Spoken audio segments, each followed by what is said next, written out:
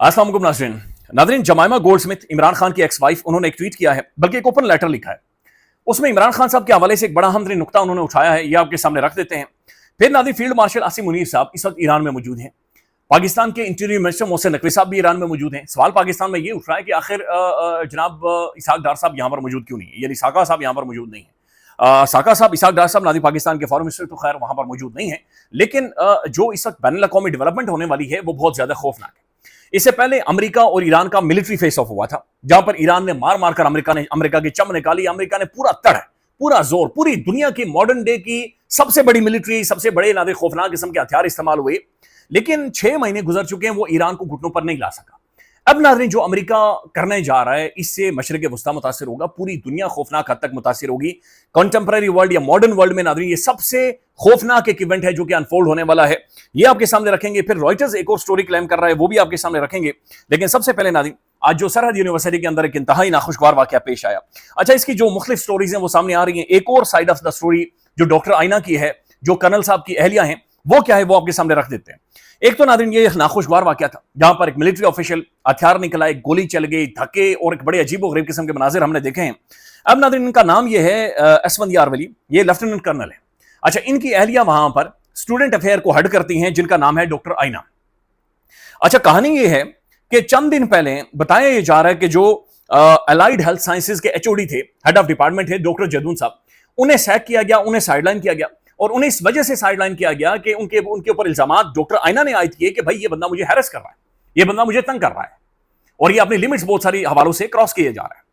इनकी इस हरकत की वजह से डॉक्टर आइना ने इनके खिलाफ कानूनी कार्रवाई भी की और यूनिवर्सिटी के अंदर भी उनके खिलाफ कार्रवाई भी, लिहाजा दैट्स व्हाई डॉक्टर जदून साहब को साइडलाइन किया गया। ये एक साइड ऑफ द स्टोरी है जो कि डॉक्टर आइना से मुख्तलिफ साख्फियों का जो राब्ता हुआ है, जो वो क्लेम कर रही है कि जनाब ये असल में हुआ है। वो ये कह रही है कि जनाब ये डॉक्टर जदून के हक में बहुत सारे स्टूडेंट्स ने एहतजाज शुरू कर दिया, प्रोटेस्ट शुरू कर दिया।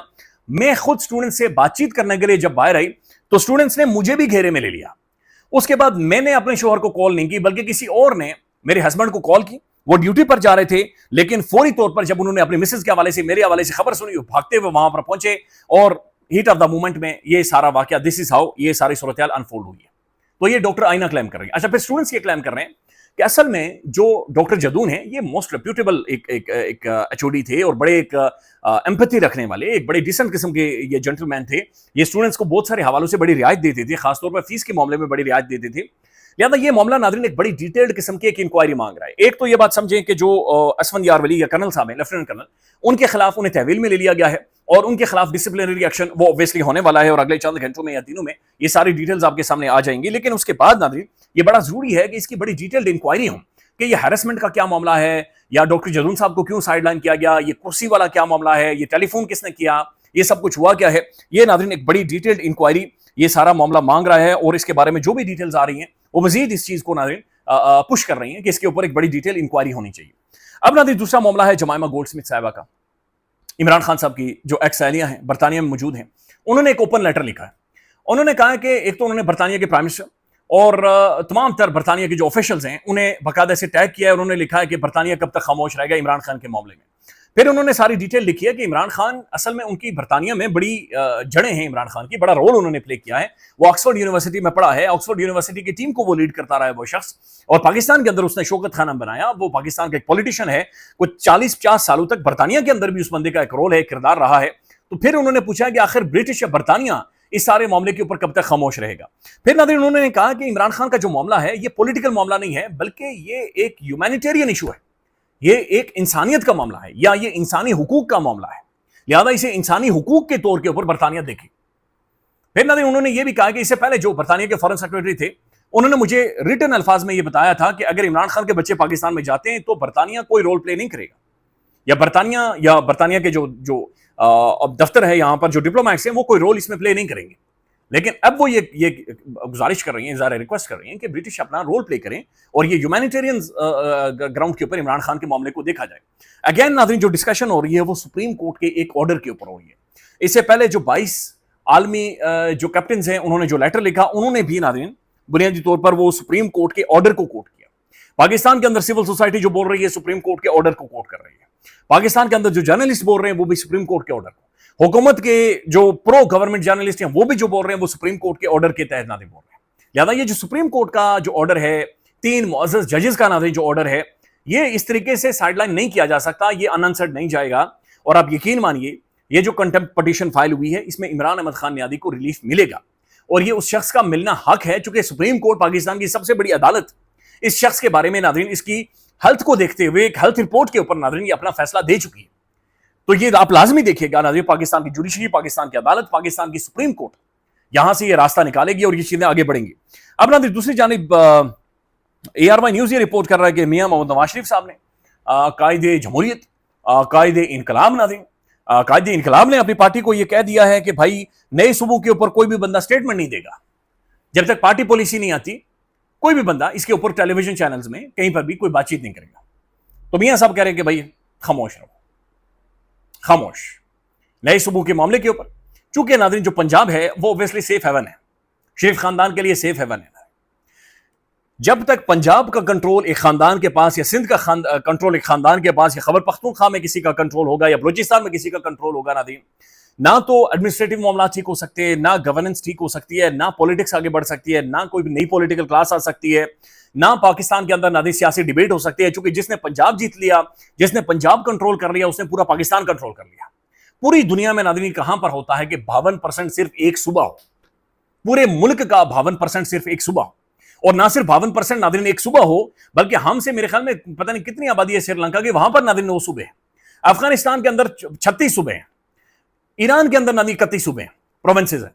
یہ پاکستان کے اندر ناظرین 2 پورے کے پورے صوبے جو آدھے سے زیادہ کیا 70% پاکستان بنتا ہے وہ صرف 2 خاندانوں کے حوالے کر دیا گیا ہے. اور وہ 2 خاندان ناظرین اپنی مرضی سے پوری ایڈمنسٹریشن کو لگاتے ہیں, پوری بیوروکریسی کو لگاتے ہیں, پوسٹنگ اینڈ ٹرانسفرز کرتے ہیں, اپنی مرضی کے لوگوں کو لے کر آتے ہیں. تو چپڑاسیل سے لے کر صوبے کی ٹاپ اتھارٹیز تک ناظرین 1 یا 2 خاندانوں کے حوالے ناظرین پاکستان کی کر دی جاتی ہیں جو 70% آف پاکستان بنتا ہے. تو جب تک ناظرین ایڈمنسٹریٹو یونٹس نہیں بنیں گی, جب تک لوکل گورننس مضبوط نہیں ہوگی, بلکہ میں کل ایک ڈیبیٹ دیکھ رہا تھا پورے پاکستان کے اندر ناظرین 25 کروڑ پاکستان کے اندر جو ٹوٹل MNAs اور MPs ہیں یہ 850 ہیں پورے پاکستان, یعنی 25 کروڑ آبادی کی جو نمائندگی ہے 800 یا 850 لوگ کر رہے ہیں.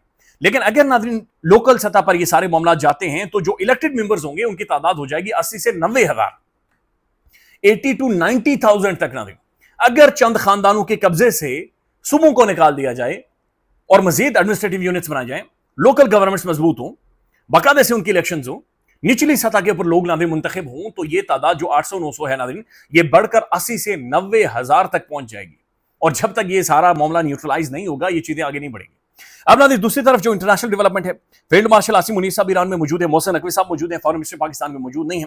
اوبویسلی ناظرین اس سارے معاملے کو جو ایران اور امریکہ کو لے کر ڈپلومیسی ہو رہی ہے فیلڈ مارشل صاحب اسے لیڈ کر رہے ہیں, اور یہ کریڈٹ بھی بہت سارے حوالوں سے ناظرین ان کا ہے. ٹرمپ جو تعریفیں کرتا ہے وہ فیلڈ مارشل کی کرتا ہے, ایرانینز جو تعریفیں کرتے ہیں وہ فیلڈ مارشل صاحب کی کرتے ہیں, JD وینس تعریفیں کرتا ہے تو فیلڈ مارشل صاحب کی کرتا ہے. اب ناظرین معاملہ یہ ہے کہ فیلڈ مارشل صاحب تو وہاں پر موجود ہیں, لیکن یہ ایک ایسا ٹائم ہے ناظرین کہ جہاں پر اگر پاکستان کو رول پلے کر گیا تو یہ اگین پاکستان کی ڈپلومیسی میں ایک بہت بڑی کامیابی ہوگی, اور اللہ تعالیٰ کرے کہ یہ اعزاز پاکستان کے حصے میں آئے.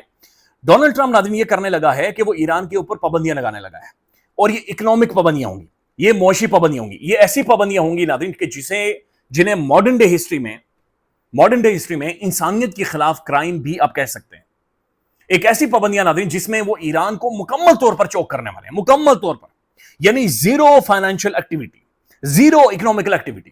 اور یہ صرف ایران تک محدود نہیں ہے, امریکہ یہ کہہ رہے کہ ایران کے ساتھ کوئی بھی ملک جو بھی فرینڈلی تعلقات رکھے گا, ایران کو کچھ دے گا یا ایران سے کچھ لے گا, وہ ملک باقاعدہ سے پھر وہ بھی کانسیکوینسز فیس کرے گا. ویسی پابندیاں ہم اس ملک کے اوپر بھی لگا دیں گے. تو ایک بڑی سیریس. اچھا پھر ناظرین جواب میں ایران نے یہ کہا ہے کہ ٹھیک ہے لالے فکس کرتے ہیں. ایران نے یہ کہا کہ اگر ہمارے اوپر یہ معاشی پابندیاں لگتی ہیں تو مشرق وسطیٰ سے یعنی مڈل ایسٹ سے جو دنیا میں سب سے زیادہ تیل ناظرین بیچتا ہے, ایک بوند بھی تیل کی نہیں جائے گی, اور ایک چوانے کی بھی فائنینشیل ایکٹیویٹی مشرق وسطیٰ میں ہم نہیں ہونے دیں گے. اور انہوں نے کہا کہ پھر اس کے بعد جناب جو امریکہ کا اتحادی ہے وہ ہمارا دشمن تصور ہوگا, امریکہ کا اتحادی بھی ہمارا دشمن تصور ہوگا. تو ناظرین یہ صورتحال مشرق وسطیٰ کو ایک نئی خوفناک قسم کی کیفیت میں صورتحال میں لے جا سکتی ہے, اور یہ گلوبل ایک بہت بڑا ایک معاشی ناظرین کولیپس ہوگا, اور ایک بہت بڑا معاشی تباہی اور بربادی ناظرین پوری دنیا کے سر کے اوپر اس وقت کھڑی ہے. 71 دن رہ گئے ہیں امریکہ کے اندر ناظرین مڈ ٹرم الیکشنز میں. ڈونلڈ جے ٹرمپ ناظرین ظاہر ہے اس کی بالکل چڈی گلی ہوئی پڑی ہے کہ مڈ ٹرم الیکشن وہ بندہ ہارنے والا ہے, ईरानियों ने नाज़रीन उसे उखाड़ कर फेंका है, उसकी मिलिट्री को तबाह और बर्बाद कर दिया है, उसकी वेपन इंडस्ट्री को उखाड़ कर जड़ से फेंका है। ट्रंप की साख को तो नाज़रीन धोती उन्होंने फाड़कर पूरी दुनिया के सामने दिखा दी है। अमेरिका का जो एक सुपर पावर का जो नशा था, सुपर पावर का जो चस्का था नाज़रीन, वो उन्होंने पूरी दुनिया के सामने बेनकाब कर दिया है।